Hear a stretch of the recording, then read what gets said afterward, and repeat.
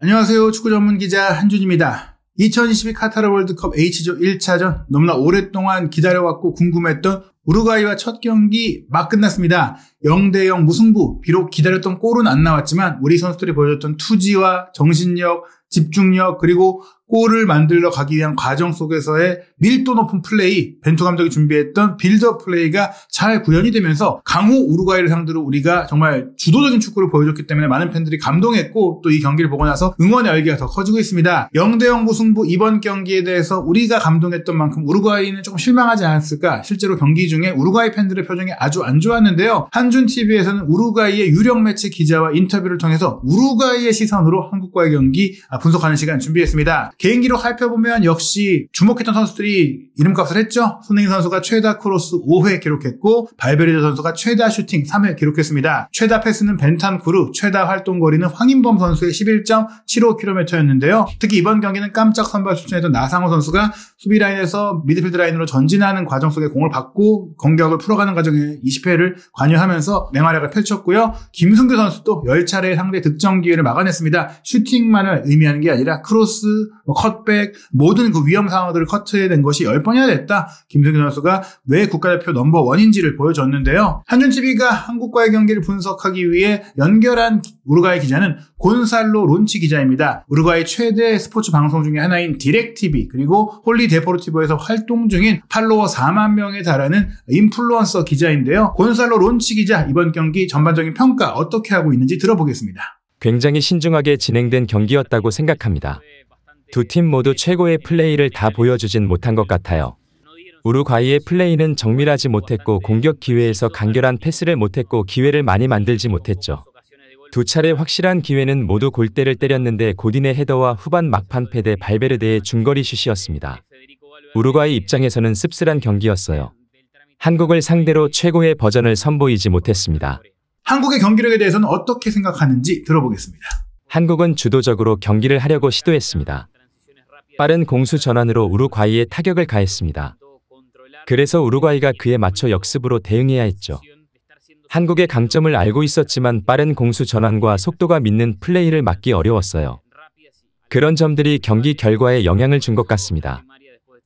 한국의 빠른 공수 전환을 막을 수 없었다. 알고 있었는데도 당했다. 그리고 한국보다 나았던 점이 우루과이가 없었다라고 솔직하게 인정했는데요. 그러면서도 사실은 전반 43분 이 장면이죠. 발베르데의 코너킥에 이은 고딘 선수의 헤더 슈팅이 골대를 맞췄던 장면, 그리고 후반 44분에 발베르데의 중거리 슈팅이 역시나 골포스트를 때리고 나온 장면을 언급하면서 그래도 득점에 근접했던 팀, 조금 더 이길 만한 팀은 우루과이가 아니었냐라고 말을 하면서도 경기 내용으로 봤을 때는 팽팽했고 우루과이가 한국을 이길 정도가 아니었다라고 솔직하게 인정을 했습니다. 특히 전반전에는 한국이 우루과이 상대로 점유율에서도 크게 앞섰잖아요. 전반전 점유율 밀린 것, 주도권 내준 것에 대해서 곤살로 론치 기자는 어떻게 생각하는지 들어보겠습니다. 전반 15분에는 아예 한국의 주도권을 내줬던 것 같습니다. 그 이후 우루과이도 전진하고 기회를 잡으면서 살아났죠. 우루과이는 볼 점유 능력이 강점인 팀은 아닙니다. 볼을 점유하며 플레이하는 전략을 갖고 있지도 않고요. 이 경기에서 우루과이가 어느 면에서도 어떤 순간에도 한국에 앞선 게 없었다고 생각해요. 득점 기회도 적었고요. 우루과이의 두 차례 기회는 고딘의 헤더와 발베르데의 슈팅이었는데요. 그래도 득점에 더 근접했던 팀은 우루과이였다고 생각합니다. 우루과이 자체가 점유율을 강점으로 삼는 팀이 아니라고 하면서도 어찌됐거나 우루과이의 플레이에 아쉬움을 표현했는데요. 전반 7분 이 장면, 특히 한국이 나상호 선수를 활용해서 측면을 무너뜨리기도 하고 또 우루과이가 잘하는 역습 플레이까지도 잘했고 속공도 잘했기 때문에 론치 기자가 말한 대로 플레이의 모든 요소에서 한국이 대등했어요. 우루과이가 한국을 어떤 점에서도 앞서지 못했다는 이 평가가 저는 가장 중요한 생각이라고 생각을 드는데요. 론치 기자는 한국의 인상적인 장면 어떤 플레이가 좋았다고 생각했는지 들어보겠습니다. 전반전에 한국이 확실한 기회를 잡았죠. 고딘이 놓치면서 한국 선수가 슈팅한 것이 빗나갔는데 그 기회가 가장 확실했습니다. 역시 전반 34분 가장 결정적인 득점 상황이 될 수 있었던 그 장면이죠. 김문환 선수가 내준 공, 황의조 선수가 오른발 슈팅을 연결한 것이 크로스바를 넘긴 바로 이 장면인데요. 완전히 황의조 선수가 열려 있었기 때문에 충분히 골로 연결할 수 있지 않았을까 하는 정말 이제 안타까운, 정말 이 골이 들어갔다면 충분히 이길 수 있었던 그런 장면이 아니었을까 싶습니다. 우루과이 기자 역시 명확한 득점 기회였다라고 설명을 했는데요. 그렇다면 한국 선수 중에 가장 인상적이었던 선수는 누구였을까? 론치 기자의 생각 들어보겠습니다. 손흥민이 속도를 보여줬고 1대1 상황에서도 강한 모습을 보였어요. 자신의 강점을 보여주려 했고 여전히 한국에서 가장 위험한 선수는 손흥민이었습니다. 이번 경기에서 차이를 만들 수 있었던 한국의 스타였습니다. 역시나 그래도 손흥민이다. 이날 경기 정말 어느 한 명을 꼽을 수가 없을 정도로 모든 선수들이 인상적이었고 잘했어요. 이재성 선수의 연계 플레이와 황인범 선수의 패스 플레이와 나상호 선수의 저돌적인 플레이에다가 왼쪽 측면에서 김진수 선수가 펠리스트리를 꽁꽁 묶어내고 또 공격 가담도 잘해주고 김문환 선수도 측면을 잘 파고들었고 김민재, 김영권의 수비에 모든 선수들을 다 칭찬할 수밖에 없었는데 그럼에도 우루과이 기자들은 역시 가장 돋보였던 것은 손흥민이었다. 전반 26분에 시도했던 오른발 슈팅 아쉽게 좀 수비의 육탄 방어에 막혔고 이 장면뿐 아니라 또 후반전에 시도했던 골키퍼의 옆으로 빗나갔던 슈팅을 포함해서 가장 위협적이었던 차이를 만들 수 있었던 스타는 그래도 마스크를 쓰고 불편했었어도 손흥민 선수였다라고 소개를 했습니다. 이번 무승부 우리가 굉장히 또 아쉬웠고 우리도 이기고 싶었던 정말 이길 수도 있었던 경기였는데 우루과이의 입장에서 이번 결과 어떻게 생각하는지 들어보겠습니다. 우루과이 입장에선 쓰린 결과입니다. 우리는 한국과 첫 경기를 반드시 이기겠다는 생각이었어요. 조별리그 2승이 목표였죠. 무엇보다 승리로 조별리그를 시작하고 싶었어요.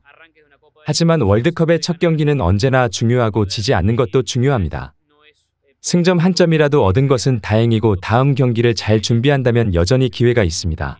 승리를 원했지만 그래도 승점 1점이라도 얻어서 다행이라는 생각은 똑같은 것 같아요. 월드컵 첫 경기라는 것은 어느 팀에게나 어렵고 또 이기면서 출발하는 게 좋지만 졌다라면 재앙이 됐을 수 있었잖아요. 실제로 후반 추가 시간 2분에 발베르데 선수가 이강인 선수의 역습 돌파 상황에서 온몸을 던져서 파울을 안 하고 공을 따내면서 잘라낸 이후에 바모스를 외치면서 막 환호했던 장면, 이 장면이 너무나 좀 상징적으로 보여준다고 생각해요. 우루과이 선수들도 한국에 실점하고 패배할까봐 떨었고 두려워했을 것이다라는 걸 보여주는 장면, 승점 1점이라도 가져오려고 했던 이 장면이 아주 인상적인 장면이 아니었을까 생각이 듭니다. 한국의 2차전 상대는 가나입니다. 11월 28일 월요일 밤 10시에 킥오프하는 경기인데요. 이 경기를 앞두고 한준TV가 또 가나 기자, 또 가나의 세부 정보도 준비할 예정이고요. 포르투갈과 우루과이가 사실은 H조 1위를 다툴 거라고 좀 얘기들 했던 팀인데 우루과이 입장에서는 한국을 이기지 못한 가운데 포르투갈과의 경기도 이기지 못한다면 마지막 가나와의 경기가 더욱더 이제 압박감이 커질 수 있는 그런 대진표예요. 반면 한국 같은 경우에는 그래도 가나를 이기고 마지막 포르투갈과의 경기에서 조금은 이제